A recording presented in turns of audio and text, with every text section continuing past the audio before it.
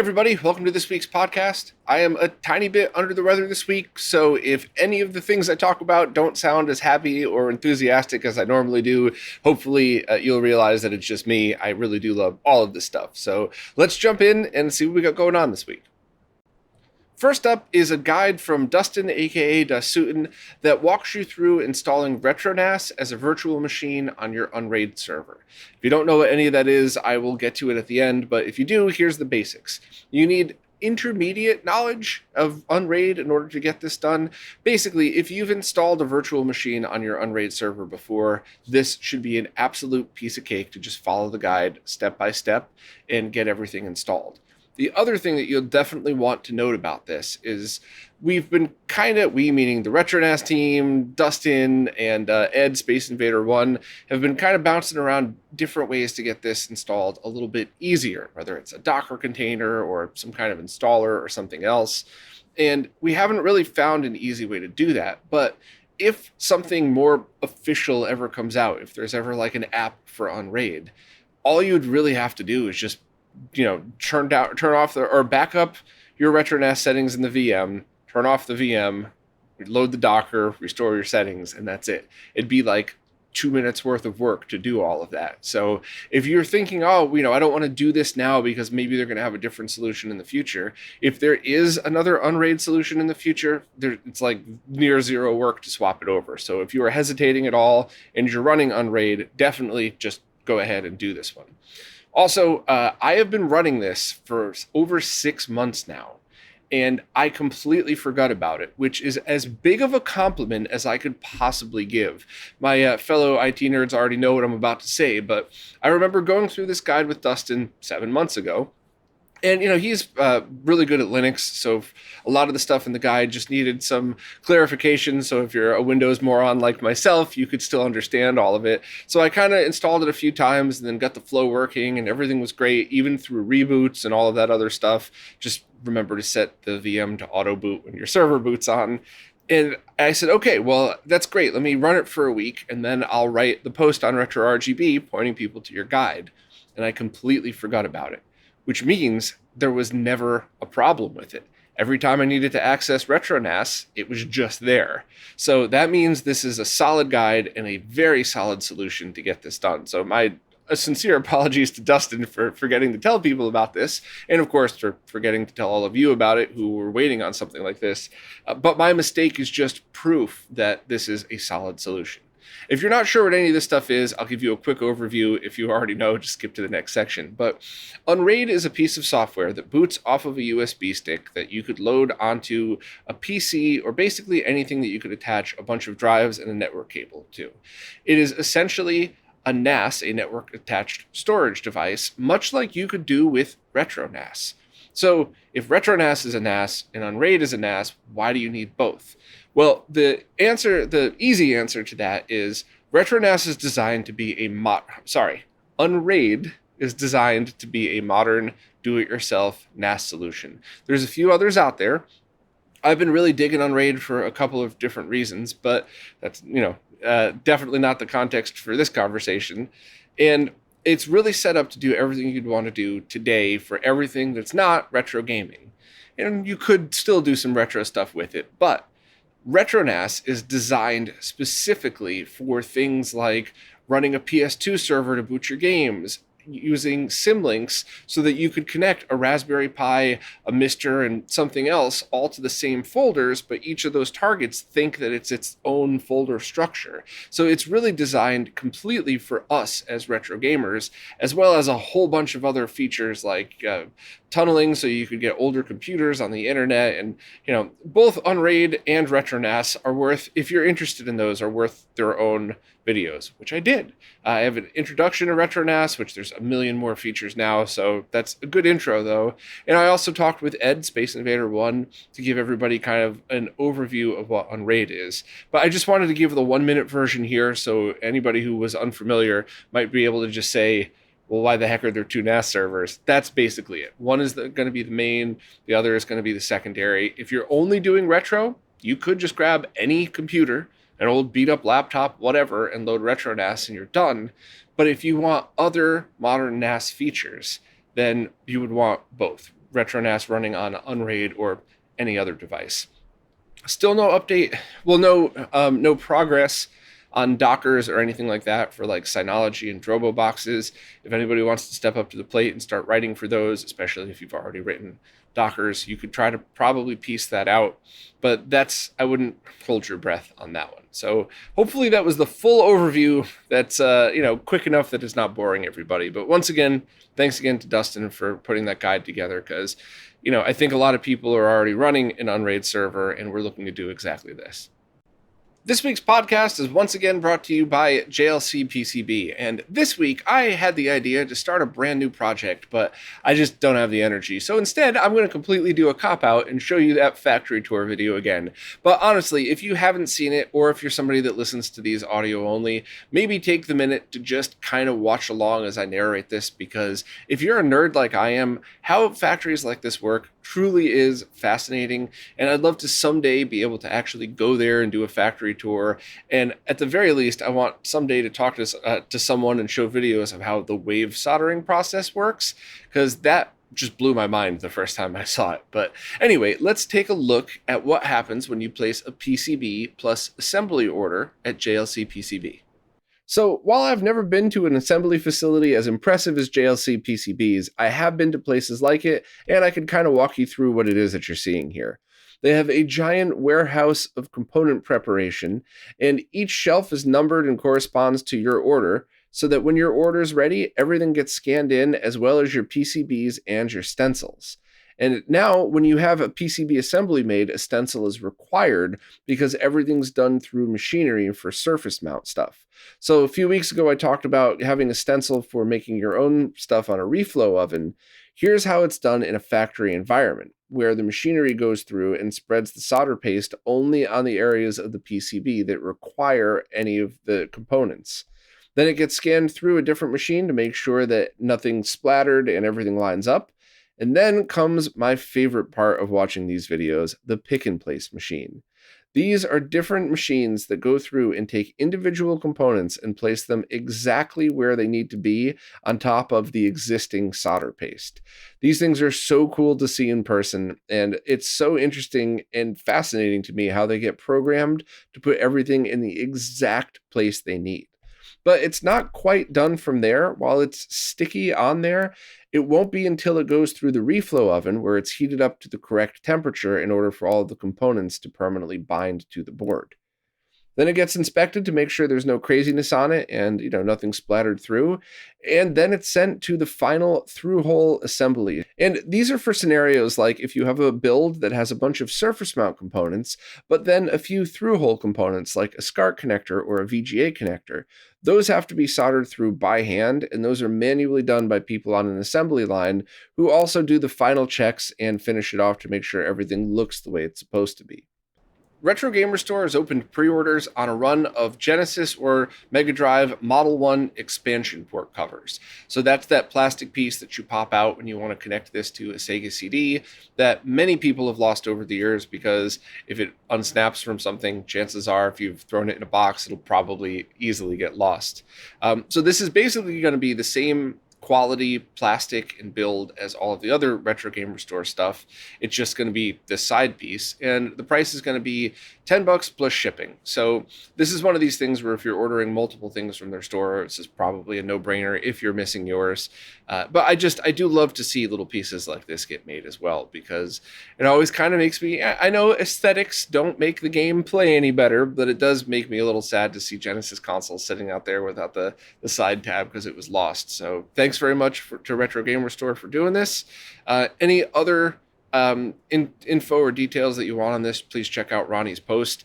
But basically, more stuff's coming, and the NES shells are progressing, and we'll update everybody when there's a lot more solid info. And maybe I could even do another live stream with the NES shell whenever that's done as well. Lewis from Zez Retro just put together a guide on how to set up racing wheels on Mister.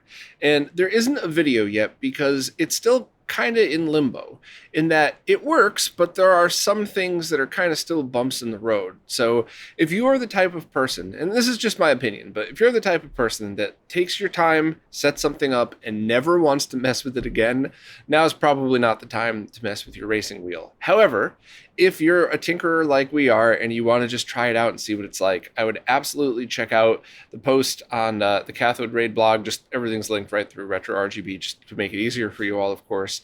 But Lewis kind of walks you through how to take a Logitech G27, G29, or GT and get it set up with games like Outrun and maybe even things in like the PlayStation Core.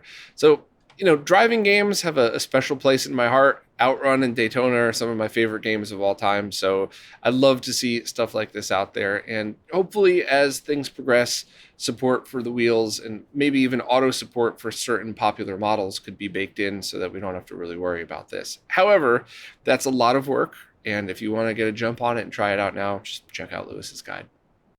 Photographer 2BitBoy has just released a 3D printed kit that replaces the shell and lens of the Game Boy camera with a new one that allows you to use C or CS mount lenses. Now, this project is very near and dear to my heart because Cousin Scott has been using the Game Boy camera for his own artwork since the Game Boy camera was released when we were kids, and has even been kind of tinkering with a video project, which is definitely a conversation for another time. But this kit is pretty awesome because it allows you to replace that very, low-end original lens with one that is a significant upgrade to it, but while still being able to use it in a portable form factor. I mention that because there was also a design a while back that allowed you to take an EF mount lens and mount it to the original camera on the Game Boy camera, and I believe we talked about that here a few years ago. Amazing project. I am by no means putting that project down. I think that is so cool, but this one is definitely more of something that you could use and kind of take with you in the same spirit of the original Game Boy camera, just with an upgraded lens. Also, kind of something cool that if you own an analog pocket, you're able to extract the photos that you take to the SD card. And I would love to see somebody build, I don't even know if this is possible, so please correct me in the comments if I'm being a moron right now, but I would love to see somebody build a special custom ROM or something for it that lets you just take video right on the analog pocket with it, because I just think that's such an interesting and neat thing. And, yes, this is a super low-res camera, but sometimes working within strict limitations brings out creativity that you would have normally never had. Anybody that's ever seen pinhole camera artwork knows exactly what I'm talking about, or that scene in Apollo 13 where they dumped all the stuff on the table. But either way, thanks very much to 2BitBoy for making this one and releasing it. Hopefully I could have one of my friends print me one of these so I could give one to Cousin Scott for the holidays. Tito from Macho Nacho Productions has recently posted a couple of Game Gear focused videos. And with respect to Tito, I'm just going to read his post out of order just to try to put things into perspective. First, number one, without a doubt, I strongly recommend that you check out Tito's Game Gear recap video because all Game Gears are ticking time bombs. Yes, there's always somebody in the comments that wants to tell me one version is less of a ticking time bomb than others. Doesn't matter. You should treat all of them this way because if your capacitors leak out, and all of that fluid gets all over the motherboard, that motherboard will eventually disintegrate. And while there are amazing replacements, like the one from Matisse, that's still, you're letting your Game Gear get ruined for no reason. So definitely open it up, check it out. And at the very least, I mean this with all the respect in the world, it's really good for you to be able to see how much effort goes into this. Because if you're someone that doesn't have the time or skills to recap this stuff yourself, it's really good to appreciate what your modder is doing for you, because it's so easy to be like, wow, that's such an expensive price. Why would I pay that? It's more than the Game Gear cost. It's really good to put this into perspective to see what goes on when you do all of these things. But the next thing I wanted to talk about in the same post is that Tito also did another video about turning the Game Gear into a console, so a full consolization mod via the Gamebox systems adapter. Now, the kit for it is $160. It comes with a 3D printed case that looks very, very cool.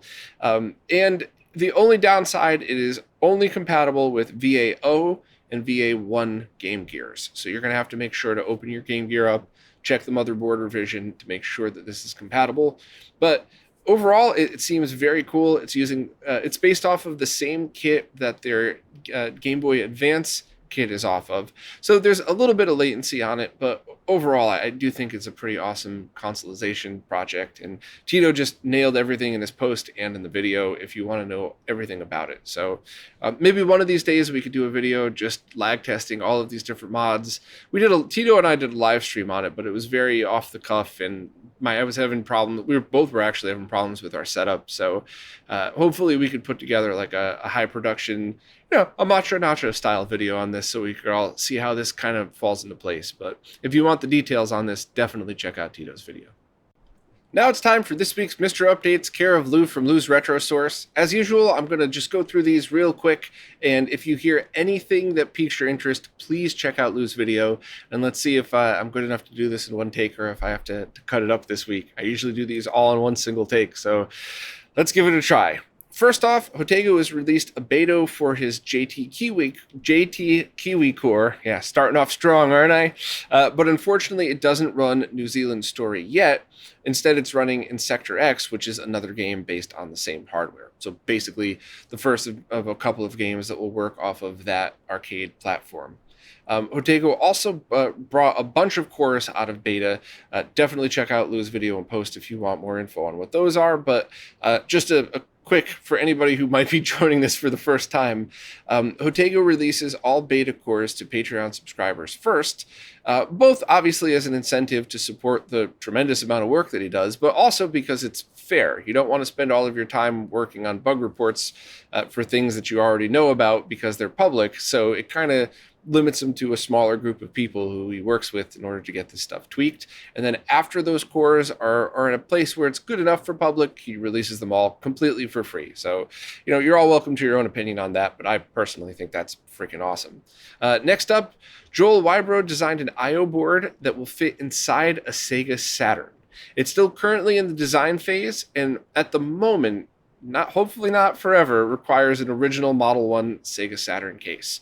I basically begged and pleaded with Joel to just take the time to make the few changes on the board to make it fit into a Model 2 case so we can get those amazing Yowie cases so you don't need to cannibalize a Saturn. Everything that you would need is completely aftermarket, which also means that you could feel free to cut that up and put some awesome stuff in it and, add an LED screen to the side or whatever the heck you want to do with it, and know that if anything goes wrong, you just order another case and you didn't ruin a piece of history. So I'm really looking forward to see what Joel does with that project. I think having stuff like the Retro Game Restore cases and the Yowie cases become new shells for a Mister are not only a good idea for nostalgia, because if you love the Saturn, why not have your Saturn be your Mister, but also these larger cases might allow for just some ease of taking a bunch of other stuff and cramming it into the case so you have less adapters dangling out. So cross your fingers and hope Joel has time to work and finish this, because I personally would love a Mr. Saturn. Mr. Saturn? I don't know, whatever. Lou recently showed how to build some GunCon 3 emitters. However, if you don't feel like building your own and you have a GunCon 3 without them, Mr. Add-ons is selling them for $20. So please check out Lou's other video on that as well, because I thought that was really handy. Both, not so much both for the creation of the emitters, but also for the kind of full overview on how it works and how to get it all set up. Next, Reiki has made some posts on Twitter about some upcoming cores, including Gradius and Super Locomotive. So nothing is there yet, but the announcements are obviously pretty exciting. And there's also some other announcements, such as the F3 hardware. Pierco announced that he's started work on a core for the puzzle arcade game Kawako. Yeah, I probably got that wrong. My apologies. PCXT Core has finished its main development stage.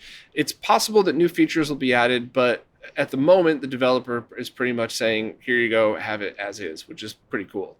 Also, Robert is playing with a fork of the PlayStation Core to double the CPU's clock and adding more cache. Definitely check that out on Twitter, because I was just once again blown away.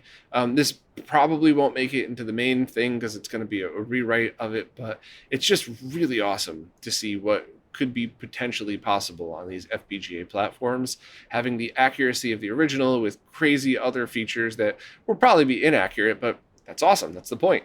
It's, and also there's some miscellaneous fixes for the M72 core. So hopefully I wasn't too much more stumbly than usual. As always, thanks so much to Lou for doing all of this, because I could never keep up with all of this, and it's so handy just having it here in one place. I just posted an interview with Dixon Wu, who is the creator of the Hong Kong Retro Gaming Festival. And it was such an interesting conversation. We dug into kind of his gaming origin story, how the Expo itself got started, how an ex-Sega executive made it happen, and of course, one of my favorite things to discuss is how it was to be a gamer in the 90s in Hong Kong versus other places. That was always something that fascinated me for all the right reasons. I've had amazing conversations with people from all over the world that grew up completely different than I did, but had some of the exact same stories. And I love talking about that stuff. So if you're interested at all, as always, these long form podcasts are available everywhere. So if you're somebody who prefers to see who's talking while you're listening, great, it's a video. But if you just want to listen on the go, it is on, I think, every available audio-only podcast service. I also wanted to give a shout out to the Scene World podcast, because I got in touch with Dixon through them, and one of the main reasons that I just finally made the jump to reach out and ask if he wanted to do an interview was because I started to hear his story in that podcast, and it kind of just made me want to say, nah, I really want to talk to you myself. So Scene World, sorry for stealing one of your guests, but I really enjoyed the conversation and wanted to share it with all of you. Pre-orders are now open for an N64 HDMI kit from Gamebox Systems, the same company that just did the Game Gear Consolizer that we talked about before, as well as a couple of others.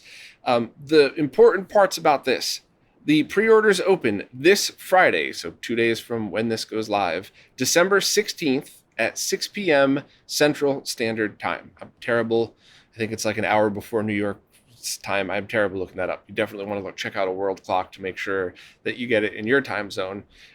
This is an internal digital to digital kit. It is not an analog to digital conversion, so you have all of the advantages of that, meaning it's able to manipulate the signal any way you'd like in its digital form. There is no chance of analog interference, which is not too big a deal until we start getting into 80-inch 8K TVs, and then that's going to start to be a lot more noticeable.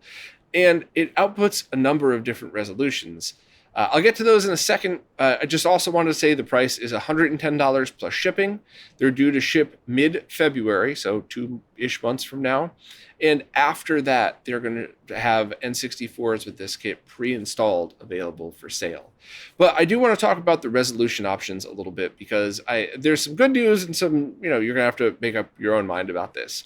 First, it allows for true 240p output, which in my weird, nerdy personal opinion is the most important feature of this for a number of reasons. First, you could use a cheap DAC to go from HDMI to either component video or VGA, and then SCART through the HD15 to SCART to have basically an RGB mod and an HDMI mod on the same console.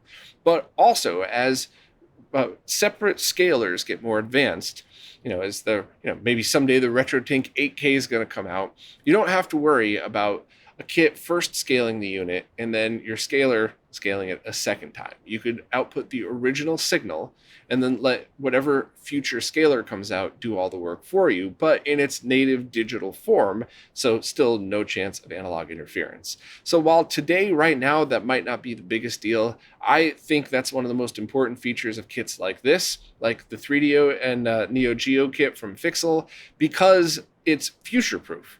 Even if the limitations of this kit mean that you can't have some crazy new feature that you want, it doesn't matter anymore, because you still have the advantage of a digitally modded console. So that's the one I wanted to talk about first. It also has 480p, so streamers or people that just want to go into a VGA CRT monitor, that's an easy one.